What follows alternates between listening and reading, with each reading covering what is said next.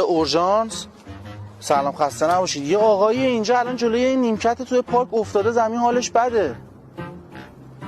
نمیدونم، یه دقیقه وایسا. نه نبضش نمیزنه. یه شلوار سفید داره و یه کاپشن سبز رنگ هم پوشیده، عینک هم زده. بنده خدا. جان چرا داری آدرس منو میدی عزیزم؟ حاجی بنده خدا نمیدونم چه شده. ای وای. میشه شما خودتون رو زود برسونی؟ کسی اینجا نیست داداش. آخه حاجی جوونم بوده بیچاره.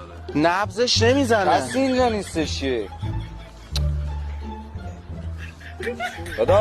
داداش نمیدونم بنده خدا اینجا افتاده جوونه، خیلی جوونه. حاجی وایسا. داداش شما نمیبینی؟ بذار گوشیشو بردار. حاجی یه دقیقه عینکشو بردار. عینکشو. بابا من که اینجام. مرده نبضش نمیزنه.